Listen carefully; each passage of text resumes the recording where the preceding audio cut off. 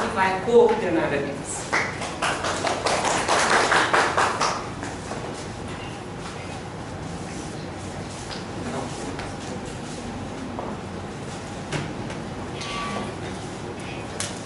Antes de eu me ausente da mesa, eu só esqueci de fazer nada protocolar, os agradecimentos a todos os que ajudaram aqui este seminário, pudesse se realizar.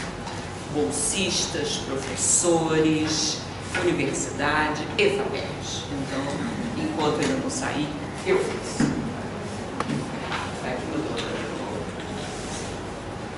Muito obrigada, gente.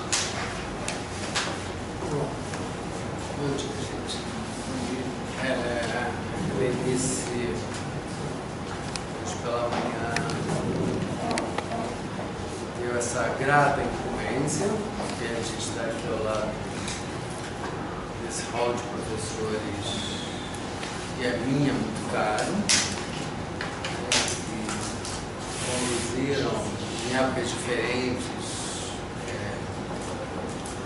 a tarefa de pensar e trabalhar no Plano Nacional de Livro Didático do PNDE nos últimos 20 anos. Podemos dizer que nós temos 3 gerações aqui nessa mesa, mais ou menos 3 gerações. Né? Nesse sentido, eu considero muito escolhido pela professora Lenícia essa mesa. E eu não tenho muito mais o que falar, porque eu acho que a gente tem que falar sobre as pessoas que estão na mesa. Eu só queria rapidamente apresentá-los. Enorme satisfação ter do meu lado o professor Aline Bezerra. O professor Aline Bezerra já está apresentado. Esse último local foi em Goiás, eu acho que o professor, eu não sei direito sobre isso, mas eu acho que o professor Aline Bezerra foi das primeiras turmas de doutorado da USP. Não, começou já nos anos 60, 70. Exatamente. Fui no começo dos anos 80. Se formou, mas acho que só E entrou logo no mas início. Né? O professor Aline, como o Lenício já disse, foi nosso pioneiro, nosso decano na análise, nesse trabalho com o PND, envolvido nisso há quase 2 décadas, e certamente tem muito a nos dizer. Espero que seja bem registrado o que ele tem a nos dizer. Do lado oposto da mesa, a professora Margarida Dias de Oliveira, professora hoje na ativa da Federal do Rio Grande do Norte. E uma grata satisfação ter Margarida com a gente, porque Margarida, além de muitos anos no programa de pós-graduação em educação, né, da FRN, da história da FRN, a professora faz parte da coordenação nacional do programa que também nos é muito caro a todos nós. Estamos todos muito envolvidos, estamos apostando muito fortemente, que é o mestrado profissional em ensino de história, pró-história, como eu já disse, da qual a professora Margarida é coordenadora, uma das coordenadoras nacionais. Vou montar aqui e já agradeço a professora Margarida. Por fim, do meu ladinho, a professora Flávia Cania, professora da Universidade de Passo Fundo, e a professora Flávia Cania, professora que tem tido uma interrupção mais constante, eu diria, dentro do grupo Oficinas da História, que também é um dos elementos constantes aqui, uma espécie de subtexto para essa conversa. São os trabalhos com Oficinas da História, grupo de pesquisa que já tem mais de 10 anos, né? Também vem realizando. Então, dito isso, eu vou passar a palavra em primeiro lugar para o professor Aline. Você quer nos ajudar? Ou quer que eu vá? Não, eu posso fazer, né? Vira para você, né? O texto do professor Aline é aquele lá, Política de Estado, lá em cima, um texto de Word. Aí você tenta ampliar. Não é diminuir, ampliar, ao contrário. Pronto. Vou passar a palavra para o Sorinho, por favor. Então, um seminário desse tipo sobre livros didáticos seria absolutamente impensável quando eu comecei a trabalhar com ele. Naquela época, pouquíssima gente da universidade ou das pesquisas educacionais se preocupava com o livro didático. Pelo contrário, era quase que um museu, aquele livro feio, como a gente chama, da história. Era até quase que uma desonra aos professores pensar em livro didático. Era muito pequeno. Né? Hoje, um seminário desse tipo realmente valoriza demais aquilo que me parece importantíssimo para auxílio aos professores e no caminhar da qualidade do ensino público no Brasil. Quer dizer, eu acho que essa mesa representa um salto assim, extremamente qualitativo e impensável historicamente naquela década de 90, mesmo na década anterior. Eu acompanho bastante de perto o GT de História da UFU, não é? Acompanho e vejo que realmente a coisa cresceu muito. Por isso eu agradeço muito a professora Eunice por ter me dado e ao mesmo tempo agradeço vocês que estão aqui para ouvir e vou tentar fazer alguma coisa, relembrar o que eu vivenciei. Foram 8 anos de trabalho intenso no PNLD, o que representa para mim uma satisfação enorme. Eu cresci muito com isso e foram anos muito importantes para a minha vida, do ponto de vista intelectual, da universidade, assim. Quando o tema foi proposto sobre livros didáticos entre políticas e narrativas, eu pensei que seria interessante a gente refletir um pouco sobre as políticas, inicialmente. Por isso que nesse primeiro item, a mesa vai chamar Políticas de Estado, PNLD História, Momentos Iniciais. O primeiro item, Políticas de Estado, Dinâmica de sua elaboração. É importante a gente pensar como se criam, como se formam, se estabelecem, desenvolvem-se e fixam-se as políticas públicas, seja ela de que área for. E os primeiros tempos de 38 a 85 e o segundo tempo da criação do PNLD, que é de 85 até 95, quando começam as avaliações qualitativas ou chamada pedagógica, né? A avaliação pedagógica, que é de 95 até 2004, foi quando eu participei. Depois de 2004, aí entra a Margarida, que já vai muito além, né? E depois, pelo menos, um balanço rápido sobre essa quase década de avaliação inicial, esse momento inicial. E só para terminar, algumas recomendações para uma política pública de livros didáticos. Abaixa um pouquinho só para ver se apareceu aqui. Eu acho que não apareceu, vai mesmo. Opa, só um pouquinho. Não apareceu. Mas não vamos. Seria mais recomendações para uma política pública de Estado de livros didáticos, que foi pensada e repensada no ano de 99 e 2000. E acho que vale a pena também, nos levantam problemas relacionados às políticas de Estado, para o PNLD, para a educação em geral, para o PNLD em particular. Eu vou ler primeiro essa primeira parte, sobre políticas de Estado, dinâmica e sua elaboração. Então vamos apenas relembrar o que nós já sabemos. Em democracias consolidadas, as políticas de Estado resultam de uma convergência de situações que perpassam as necessidades iniciais básicas, percebidas e acalentadas. Isso aí não cheguei lá ainda, né? Deixa eu ver como está a imagem. Eu estou procurando aqui. Esse é mesmo. Vamos relembrar alguma coisa aqui, só um pouquinho. Porque, no fundo, e resumindo, nós sabemos disso, né? Toda e qualquer política de Estado, ela não surge do nada. Ela não é uma enunciação de regras, de decretos ou de leis.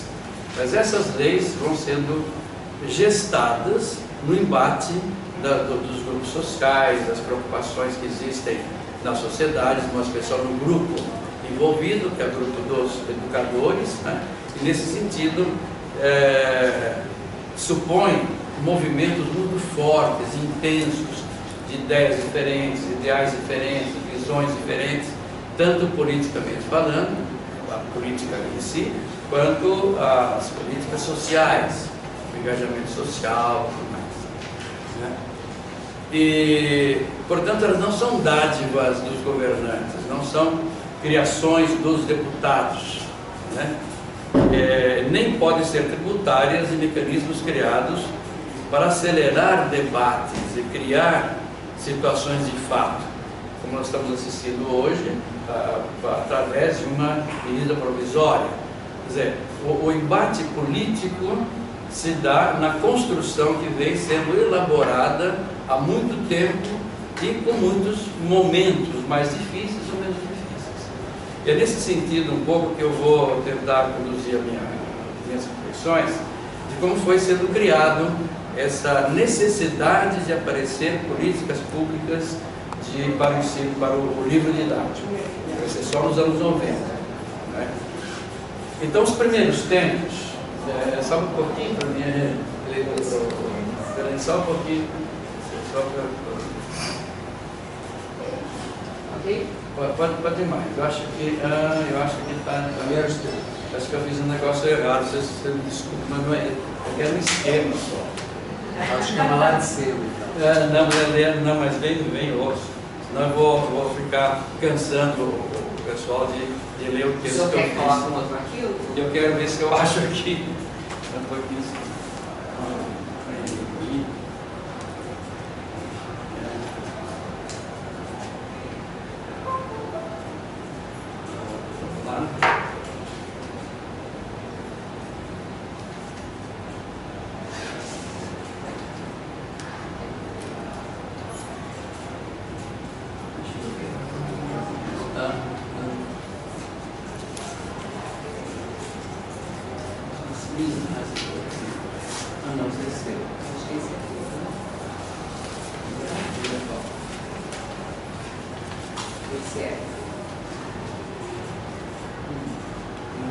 Seminário. Será que Seminário, isso.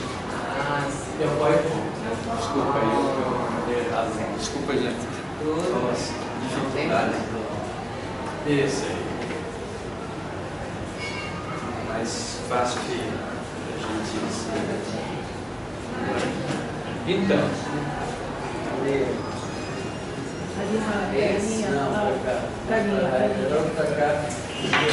Isso. Beleza, tá lá. Isso. Esses são os três itens que eu queria te levantar. Né? Agora vamos ao seguinte. Então, os primeiros tempos onde se começou a pensar sobre o livro didático, ele foi certamente importante.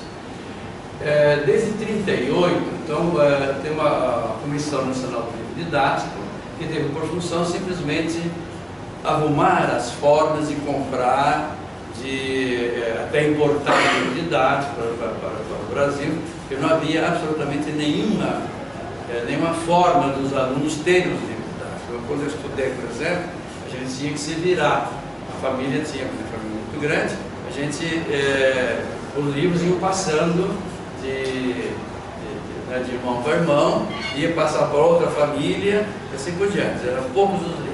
Então aí começou a se preocupar com a quantidade dos livros para os alunos. Né? Uma comissão do livro técnico e livro didático de 66 já vai estabelecer, inclusive, algumas possibilidades de compra de livros. A comissão do livro didático, o livro técnico didático, tem funções coordenar a produção, já começa a produção, edição e distribuição do livro didático, já em 66. Na década de 60, já isso não bastava tanto, porque a a ampliação do público escolar e, consequentemente, do mercado de livro didático começou a aumentar, portanto, era necessário aprofundar mais a presença do Estado ainda na compra, distribuição e agora da qualidade técnica, não qualidade de conteúdo, qualidades técnicas. É fundada a FENAME em 76, Fundação Nacional do Livro Didático, que além dos materiais, comprar borracha, lápis, vocês não lembram disso, mas tinha as barraquinhas, né? A FENAME, a gente comprava essas coisas, materiais didáticos, eram coisas práticas, concretas. E também assumir a incumbência de gerenciar recursos para aplicar no livro didático. Em 83, a Fundação de Assistência ao Estudante já começa a se preocupar um pouco mais, que praticamente substitui o FENAME nessa questão do livro didático, com um pouco da qualidade ainda dos livros, mas muito pouco, mas principalmente compra, ele fica sendo intermediário entre os professores que escolhem, já começa a participação do professor no processo de escolha, começa, portanto, lá em 83, e as editoras. Então seria mais essa intermediação que é feita entre os dois interessados no caso, né? Aí um grupo de professores de trabalho especialmente instituído para analisar problemas dos livros didáticos e propor a participação dos professores. Mas ficou mais ou menos por aí. Cresce ainda mais a busca de necessidade para que o Estado gerencie mais o Programa Nacional do Livro Didático, que não existia ainda, mas que gerencie e atualize as preocupações. As preocupações eram muitas dos professores, mas ainda não havia ações concretas governamentais. E por isso a criação do PNLD, nós vamos passar para o segundo slide, que é da criação, pode. Porque primeiro foi os primeiros passos, ainda agora seria da criação do PNLD, né? Ainda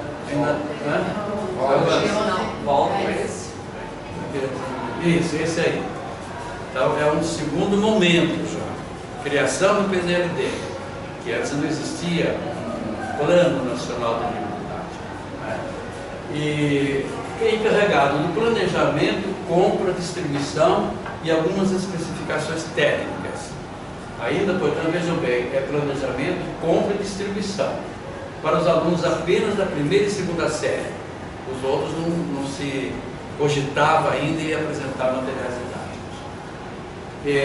E o poder público, no fundo, continua sendo apenas o mediador entre professores e a produção editorial. Na década de 90 é que efetivamente começam as discussões sobre a qualidade do livro. Para ver que agora foi sobre o livro em si, a parte material.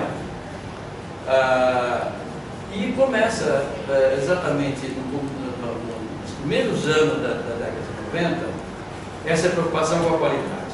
Já é discutido de maneira ampla entre professores, principalmente avaliadores da qualidade do que se aprende, né? E no Plano Decenal de Educação para Todos, de 93, essa questão da melhoria da qualidade do livro didático começa a aparecer e é especificamente anunciado. Além disso, outro problema sério, que nos anos 60, vocês lembram que houve um boom muito grande de numericamente os professores começam a aparecer, ser necessários, o número de alunos também começa a ser muito mais forte em todos os setores, e era necessário então a capacitação dos professores, foi se notando que os professores não eram mais aqueles poucos que existiam antigamente que tinha um domínio um pouco melhor das coisas, mas já começa a ver a qualidade dos professores, começa também a sentir efeitos negativos. E, portanto, a necessidade de uma busca de nova política para o livro didático, né? Em 93, eu acho que é essa comissão a qual uma professora que esteve antes dele, como é que ela chama? Edna. A professora Edna se referiu, que era a Edna, a Circe, né? E a Elza Nadai se reuniram para fazer uma avaliação dos 10 livros mais escolhidos pelos professores para a compra. Os professores escolhem, o governo compra e os professores utilizam. Chegou-se a essa péssima conclusão sobre a qual ela falou. Não tinha. A qualidade era realmente nula de todos os livros analisados, né? Então se sugeriram também, a verdade era essa, critérios para que fossem comprados. Não é qualquer um, mas alguns critérios. Mas a coisa ficou por isso mesmo, né? Elas apresentaram os resultados e nada foi feito. Então, mais um aí. Portanto, ainda nós temos no começo dos anos 90 um ensaio de busca de políticas. Vai aparecer de maneira mais efetiva a preocupação com a qualidade do livro didático e, portanto, já a necessidade de avaliação pedagógica foi nos anos 90. Segunda metade para frente, 95 principalmente. 95 foi um marco, né? Aí já o MEC se posicionando de maneira bastante eficaz para convidar, contatar, ouvir, pesquisar entre as pessoas envolvidas quais seriam os parâmetros melhores para a qualidade do livro didático, como fazer, enfim, alguma coisa referente a subsídios para uma elaboração de política de Estado para o PNLD. Portanto, vejam bem o envolvimento das pessoas que vai se criando, não é uma coisa de uma hora para outra. A participação nesse seminário foi das secretarias de Estado, chama Undime, enfim, são associação dos secretários de Undime, né? Isso, são secretários de Estado dos estados, os secretários dos municípios, todos com as suas associações, muito atuantes, porque precisavam de dinheiro para comprar os livros, né? Mas precisaria convencê-los a entrar também na qualidade do livro didático, né? A CBL, né? Associações de autores, que é a Brale, a Livros, editores, o Sindicato de Editores e Livreiros. Foi um seminário muito representativo, embora, claro, que essas representações, nós sabemos que elas não vão com muita coisa já discutida. Em outubro, outro seminário, sempre patrocinado pelo MEC, buscando a qualidade. Já sobre o conteúdo e processo de avaliação, critérios para avaliação, que até então não se tinha critério de avaliação. O critério de avaliação sobre a qualidade, não mais apenas sobre a quantidade das coisas, né? E foram então muitas discussões, aí eu já comecei a participar, mas foi mais em 97, mas aí já estava envolvido no assunto. E a partir desses critérios estabelecidos, houve a primeira avaliação pedagógica, da primeira à quarta série. E houve duas avaliações, uma em 95, final de 95 e uma em 96, dos livros dedicados à primeira à quarta série. Em 97, o PNLD 97, que começa em 95, porque sempre tem 2 anos de preparação para o PNLD, se não fala PNLD 97, ele começou em 95.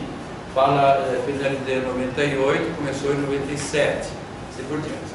Em 97 tratava-se de definir com maior clareza os critérios de avaliação dos livros da 5ª e 8ª série, história, geografia, etc., e todas as áreas de conhecimento. E aí o bicho começa a pegar, porque realmente antes era bom, primeira e 4ª série, né, não se dava muita importância, eram mais professores eram formados como é que chamava? Escola normal, né? Agora não, agora já é referência à história. Então são historiadores que escrevem os livros de história para o ensino. Então a coisa era mais complicada. Por isso houve um outro seminário, chamando todo aquele pessoal lá de cima, para resolver, discutir um pouquinho quais os critérios efetivos para análise qualitativa dos livros didáticos.